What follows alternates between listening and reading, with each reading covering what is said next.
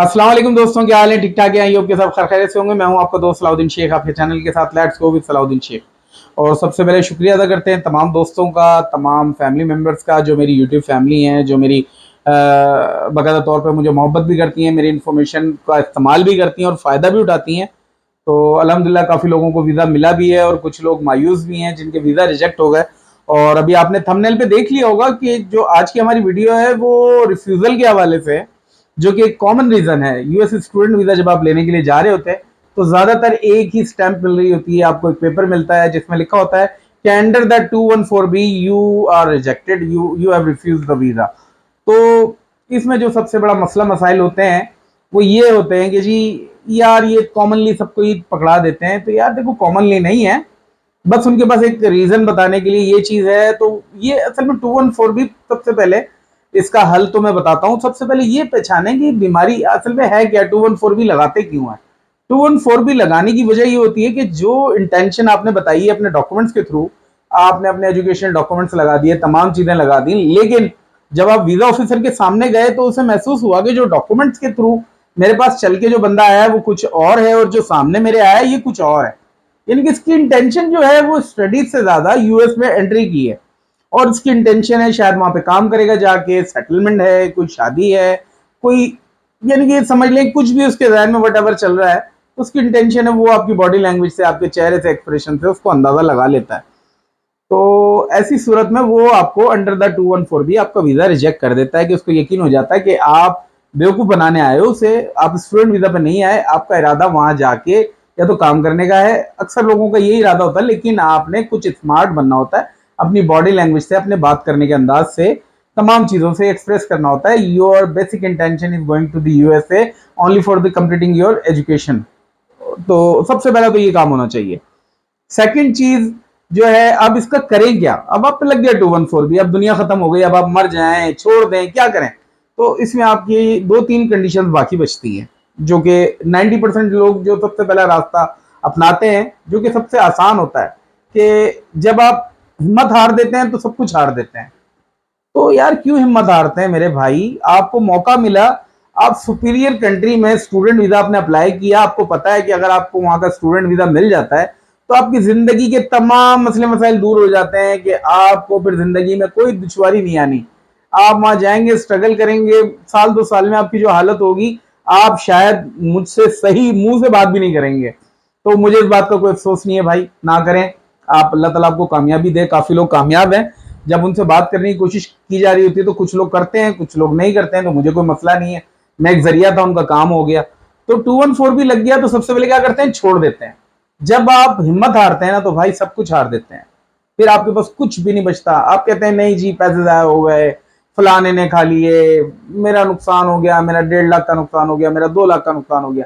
आप ये चीज नहीं देखते हैं कि वो लोग भी अभी मार्केट में सबसे ज्यादा एंटर हैं जो कहते हैं जी डन बेस पे वीजा चाहिए हमें, और सलाउद्दीन भाई 30 लाख ले लें, 40 लाख ले लें, 50 लाख ले लें, डन पे करा दें। भाई मेरे बाप की एम्बेसी में डन पे करवा दूं, मैं क्यों करवा दूं डन पे, और ऐसे काम में ही नहीं पड़ता जो डन वाले कामों में। मैं पहले उनको बाहर का रास्ता दिखा देता हूँ, उनको कहता हूँ भाई आप किसी और के पास चले जाओ, मैं आपसे इससे ज्यादा फेवर क्या दे सकता हूँ कि मेरी जो फीस है मुझे आपसे नहीं चाहिए, मैं अपनी फीस चार्ज करता हूँ वीजा लगने के बाद, तो ये आप पे फेवर है।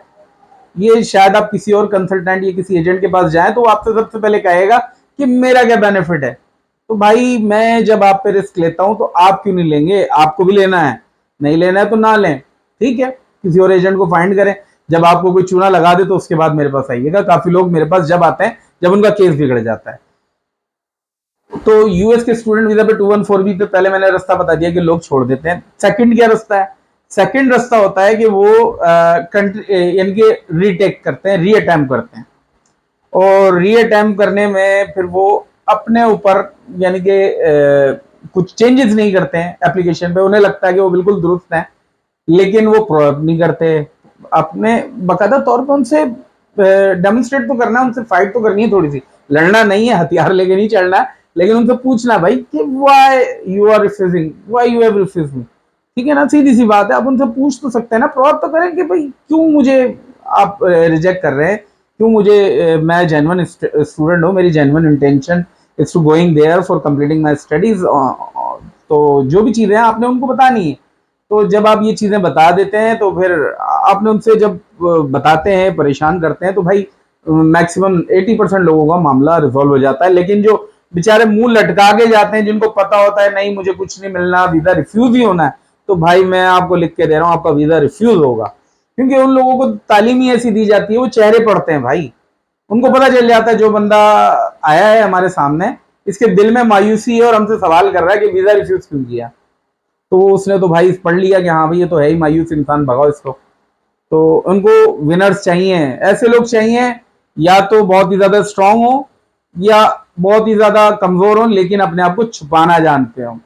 आपने देखा होगा कुछ लोग खूबसूरत नहीं होते, लेकिन वो लोग क्या करते हैं, मेकअप करते हैं अपने आप को, अपनी जो झुर्रियां, अपनी जो भी ब्लैक कलर या कुछ भी चीजें हाइड कर लेते हैं कि जी अपने आप को बना के पेश करते हैं जी बहुत खूबसूरत है। तो या तो आप स्मार्ट होते हैं या स्मार्ट बन के जाते हैं। अगर आप स्मार्ट नहीं है, बिल्कुल बेकार से हैं, आपके पास माजरत, किसी को मैं दिल यानी खराब करने के लिए नहीं कह रहा, अगर आपके पास कोई स्किल नहीं है, आपको लगता है कि आप क्वालिफाई नहीं करते हैं, लेकिन आप एक्सप्रेशन भी वही वाले लेके जाते हैं, तो मेरे भाई आपका वीजा रिफ्यूज होगा। वो बेवकूफ का बच्चा है कि आपको वीजा देगा। तो आप कुछ चीजों को समझो यार, आप इस काबिल नहीं हो, आप किसी की बेटी का रिश्ता लेने के लिए जा रहे हो और आप में काबिलियत नहीं है, आप उसके सामने बन के भी सही जा रहे हो कि जी मैं तो बेरोजगार हूं मुझे दे दो। तो ऐसा नहीं होता, आपने कुछ चीजें बनानी होती हैं, कुछ चीजें होती हैं, कुछ चीजें बनानी पड़ती हैं। तो भाई कुछ चीजें सीख लो यार, हर चीज मैं नहीं बताऊंगा, आपने कुछ चीजें करनी है। अच्छा दूसरा रास्ता है कि आपने रीटेक करना है, रीअटेम्प्ट करना है, और कब तक करना है, जब तक वीजा नहीं मिल जाता। भाई मैं आपको कुछ एप्लीकेंट की एक मिसाल देता हूँ, वो 6-6 7-7 दफा रीअटेम्प्ट करके वीजा उन्होंने लिया है। तो ऐसा भी है, ले लेते हैं।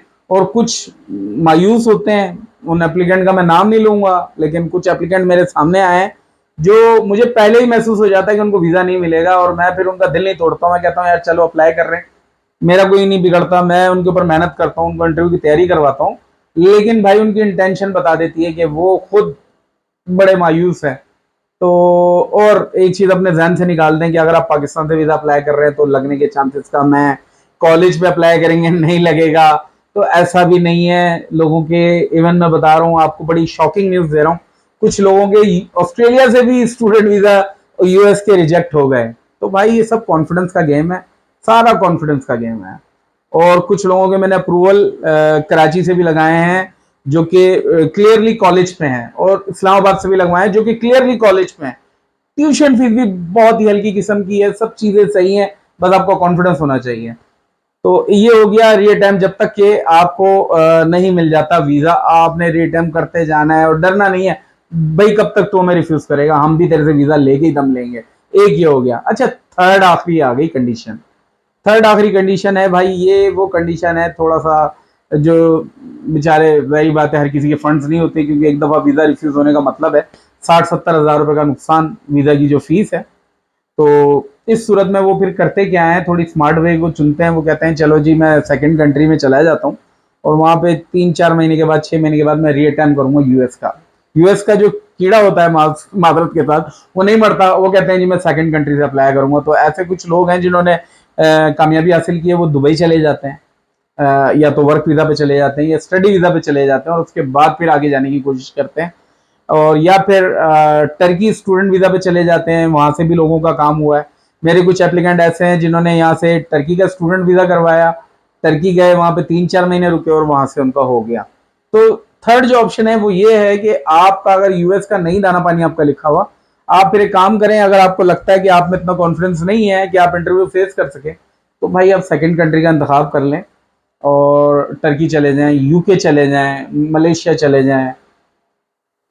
मैं आपको इवन बता रहा हूँ कि आपको कम से कम आपका जो ख्वाब है ना, जो आपका एक है कि मैंने बाहर जाके पढ़ना है या मुल्क से बाहर निकलूंगा तो कुछ बना लूंगा अपने लिए, तो भाई उसको मारे ना, अपने ख्वाब को जारी रखें, अल्लाह ताला आपको कामयाबी देगा। जब आपको ही लगन नहीं होगी तो मैं भी कुछ नहीं कर सकता, आपके घर वाले भी कुछ नहीं कर सकते। ये आखिरी ऑप्शन होती है, ये तीन रास्तों के अलावा चौथा कोई रास्ता नहीं है भाई।